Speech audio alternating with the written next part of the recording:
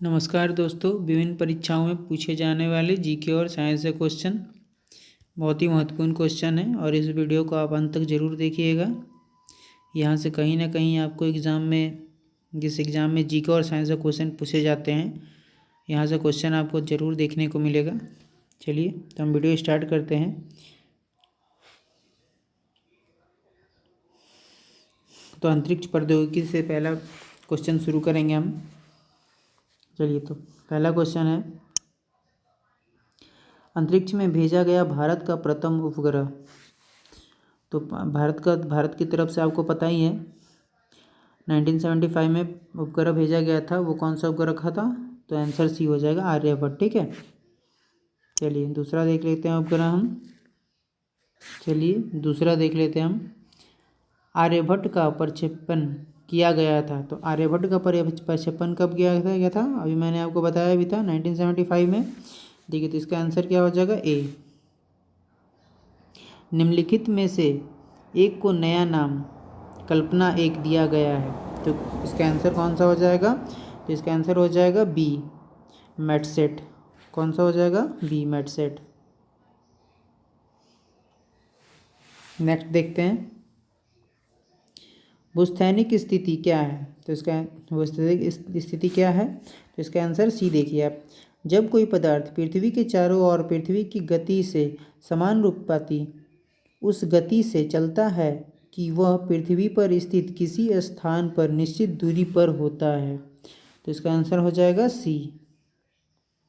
चलिए अगला देखते हैं, किस वायुमंडलीय प्रति में संचार उपग्रह अवस्थित किया जाता है? तो किस वायुमंडल स्थिति में किया जाता है? तो इसका आंसर हो जाएगा डी, बहिर्मंडल। इसका आंसर हो जाएगा डी। नेक्स्ट देखते हैं, एक भू स्थिर उपग्रह का काल होता है। तो इसका आंसर हो जाएगा डी, 24 घंटे। भारत का पहला रिमोट सेंसिंग सैटेलाइट छोड़ा गया था। तो कहाँ छोड़ा गया था ये? कहाँ से? तो बीकानेर। ए। निम्नलिखित में से कौन सा एक अंतरिक्ष यान है? तो इसका आंसर हो जाएगा बी, कैसिनी। एप्पल उपग्रह को प्रक्षेपित किया गया था। तो इसे कहाँ से किया गया था? कोरू से, फ्रेंच गुयाना से। प्रथम भारतीय संप्रेषण सैटेलाइट एप्पल छोड़ा गया था। तो कहाँ छोड़ा गया था? तो 19 जून को 1981 में। इसका आंसर हो जाएगा सी। इसरो की मास्टर कंट्रोल सुविधा हाउस में है जो अवस्थित है। तो कहाँ पे है ये? कर्नाटक। इसका आंसर हो जाएगा आपका डी। हवाई जहाज में ब्लैक बॉक्स का क्या रंग होता है? तो क्या रंग होता है इसका? नारंगी। आपने ब्लैक बॉक्स के बारे में सुना भी होगा, जब बिपिन रावत जब उनका प्लेन क्रैश कर गया था, ब्लैक बॉक्स के बारे में बताया गया था। चलिए देखते हैं, चंद्रयान 1 का प्रक्षेपण किया गया था। तो कहाँ से किया गया था इसका? तो Andhra Pradesh. Answer D. NASA की जेट प्रोपेलर्स लेबोरेटरी स्थित है। तो कहाँ स्थित है? तो पासडेना में। कहाँ पे? तो पासाडेना में। ठीक है, अब देखिए नेक्स्ट देखिए, तुम्बा रॉकेट छोड़ने का केंद्र अवस्थित है। तो कहाँ पे है ये? केरला में है। ठीक है, श्रीहरिकोटा द्वीप निकट अवस्थित है। तो कहाँ पे है ये? तो पुलिकट झील में। कहाँ पे ये? पुलिकट झील में। इसका आंसर हो जाएगा आपका बी नंबर। ठीक है, चलिए नेक्स्ट क्वेश्चन नंबर 40 देखते हैं। क्वेश्चन नंबर 40 देखिए, श्रीहरिकोटा रेंज जो कि भारत का उपग्रह छोड़ने का केंद्र है, किस राज्य में स्थित है? तो ये कहाँ पे है आपका? आंध्र प्रदेश। आंसर हो जाएगा इसका बी। क्रायोजेनिक ताप से आश्चर्य है उस ताप से जो डैश है। तो क्या है ये? -150 डिग्री सेल्सियस से कम। ठीक है, इसका आंसर हो जाएगा सी। न्यून तापमानों का अनुप्रयोग होता है। तो कहाँ पे होता है? तो अंतरिक्ष यात्रा, चुंबकीय पोथावन एवं पूर्वमिति में। तो इसका आंसर हो जाएगा डी। चलिए नेक्स्ट देखते हैं। निम्नतापी इंजनों का अनुप्रयोग होता है तो कहाँ पे होता है? तो रॉकेट प्रौद्योगिकी में। इसका आंसर हो जाएगा सी। क्रायोजेनिक इंजन का इस्तेमाल होता है तो कहाँ पे होता है? स्पेस शटल में। स्पेस शटल जो आसमान में, स्पेस में, अंतरिक्ष में जो जाता है उसमें, ठीक है। निम्नलिखित में से किसको रॉकेट नोदकों के रूप में प्रयोग किया जाता है? तो किसको किया जाता है? द्रव हाइड्रोजनिक में, मतलब सी हो जाएगा इसका आंसर। कौन सा हो जाएगा? सी। निम्नलिखित में से कौन अंतरिक्ष उपग्रह नहीं है? तो कौन सा? SLV-3। SLV-3, बाकी सब अंतरिक्ष उपग्रह हैं। शैक्षणिक सेवाओं के लिए उपग्रह एजुसेट अंतरिक्ष में भेजने वाला भारत पहला राष्ट्र है। यह उपग्रह कब प्रक्षेपित किया गया था? तो कब किया गया था ये? 20 सितंबर 2004 को। आंसर हो जाएगा इसका बी, ठीक है। चलिए 48 नंबर हम देखते हैं अब। 48, अच्छा एक मिनट, इसी के नीचे भी है। अब देखिए रक्षा प्रौद्योगिकी, ठीक है। तो क्या कह रहा है? भारत की टैंक प्रतिरोध मिसाइल है। टैंक प्रतिरोध मिसाइल कौन सी है इसमें से? नाग। सतह से सतह पर मार करने वाली भारतीय रक्षा मिसाइल कौन सी है? तो कौन सी है? पृथ्वी। सतह से सतह मार करने वाली, ठीक है। चलिए नेक्स्ट देखते हैं। निम्नलिखित में से कौन सा मिसाइल नहीं है? तो कौन सा इसमें से मिसाइल नहीं है? तो पिनाका। पिनाका एक मिसाइल नहीं है। मैं डिटेल में नहीं बताऊंगा, अभी मैं सिर्फ आंसर टिक लगवा रहा हूँ, ठीक है। प्रक्षेपास्त्र अस्त्र है तो ये कौन सा अस्त्र है? तो एक हवा से हवा प्रक्षेपास्त्र, हवा से हवा वाला, ठीक है। अब देखिए DRDO के द्वारा कौन सा मिसाइल कार्यक्रम बंद कर दिया गया है? तो कौन सा कार्यक्रम बंद किया? त्रिशूल।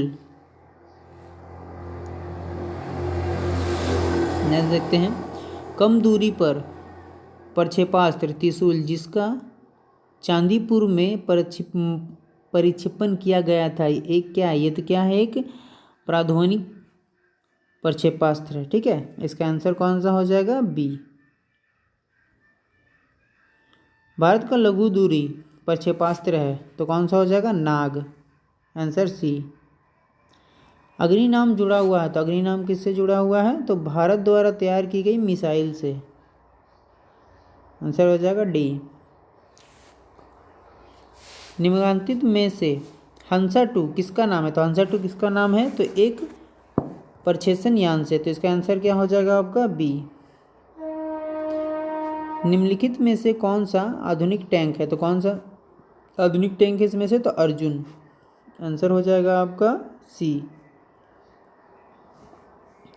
स्वदेशी तकनीक से तैयार किया गया प्रथम T-90S युद्धक टैंक का नाम क्या है? तो इसका नाम क्या है? भीष्म। इसका आंसर हो जाएगा भीष्म, सी। अग्नि 2 प्रक्षेपास्त्र को प्रक्षेपित किया गया था तो कहाँ से किया गया था? चांदीपुर से। इसका आंसर हो जाएगा बी। इंद्र है तो इंद्र क्या है? एक रडार है। क्या है? एक रडार, सी। निम्न में से पूर्व राष्ट्रपति अब्दुल कलाम ने कौन सा लड़ाकू वायुयान उड़ाया था? तो कौन सा उड़ाया था इन्होंने? तो चलिए इसका आंसर हम देख लेते हैं क्या कौन सा। तो इसका आंसर हो जाएगा आपका डी ऑप्शन, ठीक ना, सुखोई। ठीक है, इसका आंसर हो जाएगा सुखोई 30 MKI। चलिए नेक्स्ट देखते हैं। निम्नलिखित में से भारतीय प्रक्षेपास्त्र के पूर्ण स्वदेशी कार्यक्रम का निर्माण किया कहलाता है? तो क्या कहलाता है? तो डॉक्टर अब्दुल कलाम के नाम से, ठीक है, डॉक्टर अब्दुल कलाम। चलिए नेक्स्ट देखते हैं। देशज तकनीक से विकसित तेजस एक हल्का लड़ाकू यान है तो ये कौन सा है जो अपने देश में बना हुआ तकनीक से? तेजस कौन सा है? तो एक लड़ाकू विमान है, ठीक है। अब देखिए एडमिरल गोर्स्कोवा तो ये कौन से? तो नौसैनिक विमान वाहक जहाज के। तो किसके थे ये एडमिरल? तो नौसैनिक जहाज के थे, ठीक है। आंसर होगा बी। INS शक्ति भारत का स्वदेशी निर्मित पहला तो क्या है ये? एक बताइए। इसका आंसर हो जाएगा आपका डी, तेलवाहक पोत है, ठीक है। बर्ब मास सुपरसोनिक क्रूज मिसाइल, तो इसका आंसर हो जाएगा बी, भारत और रूस द्वारा। तो भारत और रूस के द्वारा बनाए गए एक मिसाइल है, ठीक है। ब्रह्मोस, तो ब्रह्मोस क्या है, एक प्रक्षेपास्त्र है, ठीक है ना। तो एक क्या है, प्रक्षेपास्त्र। आप देखिए next, defence research development organisation मतलब डीआरडीओ द्वारा बनाया गया मानव रहित एयरक्राफ्ट का नाम, तो इसका नाम क्या है, लक्ष्य। इसका आंसर हो जाएगा सी, इसका आंसर हो जाएगा सी, ठीक है। चलिए नेक्स्ट देखते हैं, प्रमुख वैज्ञानिक आविष्कार, ठीक है ना। दूरबीन का आविष्कार किया था, दूरबीन का आविष्कार किसने किया था, तो इसका आंसर सबको पता होगा, गैलीलियो। भाप के इंजन का आविष्कार किसने किया था, तो भाप का इंजन किसने किया था, जेम्स वाट, ठीक है। टेलीफोन का आविष्कार किसने किया था, टेलीफोन का आविष्कार किसने किया था, तो ग्राहम बेल, ठीक है। चलिए हम 72 नंबर, चलिए 72 देखते हैं। 72 में क्या है, इलेक्ट्रिक बल्ब की खोज किसने की, तो इलेक्ट्रिक बल्ब की खोज किसने की थी, थॉमस एल्वा एडिसन ने, ठीक है। अब देखिए नेक्स्ट, फाउंटेन पेन का आविष्कार, तो फाउंटेन पेन का किसने किया था, तो वाटरमैन ने, ठीक है। रडार का आविष्कार कौन था, रडार का कौन था, तो रॉबर्ट वॉटसन। इसका आंसर क्या हो जाएगा आपका, ए नंबर। 75 का, अल्फ्रेड नोबल ने किसका आविष्कार किया था, अल्फ्रेड नोबल ने किसका किया था, डायनामाइट, जिसके नाम से नोबेल पुरस्कार दिया जाता है, ठीक है। 76 में टेलीविज़न का आविष्कार किया गया था, टेलीविज़न का आविष्कार किसने किया था, तो बेयर्ड ने, ठीक है। इसका आंसर हो जाएगा सी। JL बेयर्ड का नाम किस आविष्कार से जुड़ा हुआ है, तो इसका टेलीविज़न, सी। सर अलेक्जेंडर फ्लेमिंग ने किसका खोज किया था, तो किसका फर्स्ट, तो पेनिसिलिन का, इसका आंसर हो जाएगा ए।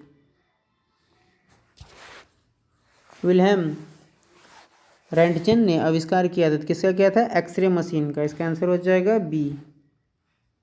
निम्नलिखित किसने एक्सरे किरण का आविष्कार किया था, तो किसने किया था, तो किसका, इसका आंसर क्या हो जाएगा आपका, 80 का आंसर क्या हो जाएगा, बी, रैंटजन। अब इसके पहले वाले क्वेश्चन में भी मैंने पढ़ा था ये। वैज्ञानिक एस चंद्रशेखर को नोबेल पुरस्कार किस कार्य के लिए दिया गया था, किसके लिए दिया गया था, नक्षत्र भौतिकी के लिए, तो इसका आंसर क्या हो जाएगा, ए।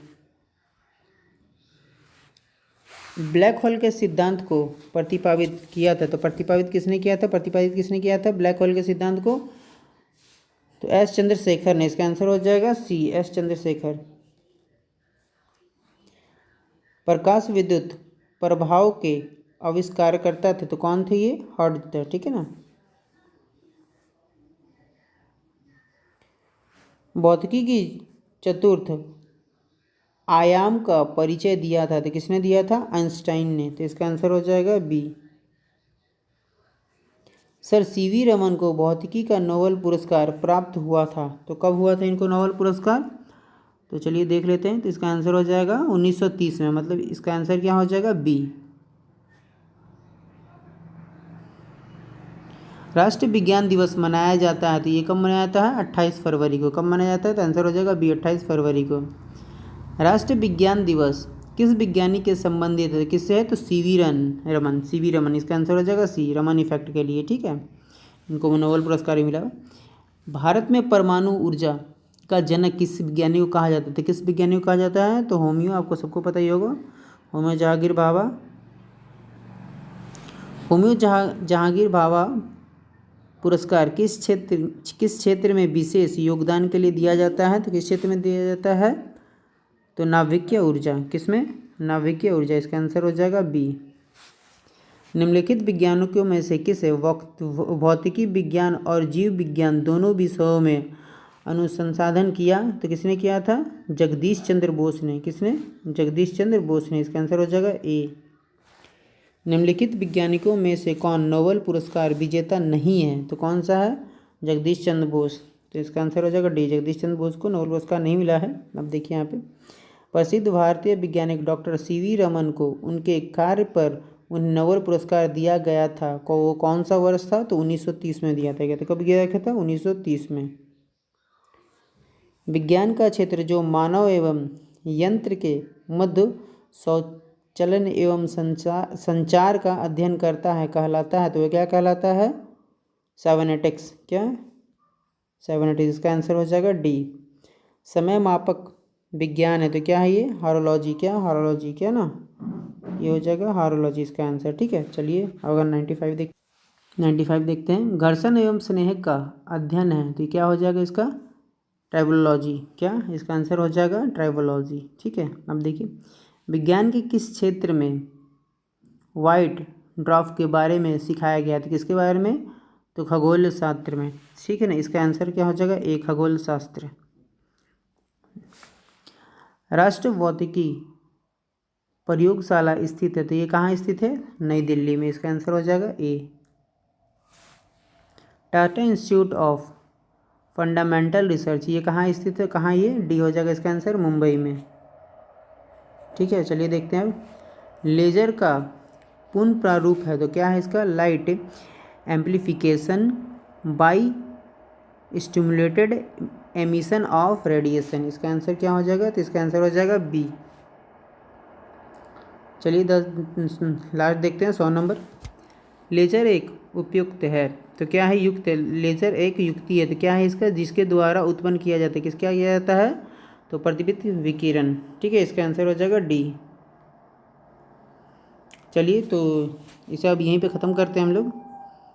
अब इसके आगे सेट में और अच्छे अच्छे क्वेश्चन मैं आपके लिए लेके आऊँगा, इसलिए आप इस वीडियो अगर आपको अच्छा लगे तो आप इसे सब्सक्राइब ज़रूर करना मेरे चैनल को, कि अगले वीडियो जब मैं डालूँ तो आपके पास इसका नोटिफिकेशन आ जाए। चलिए, थैंक यू।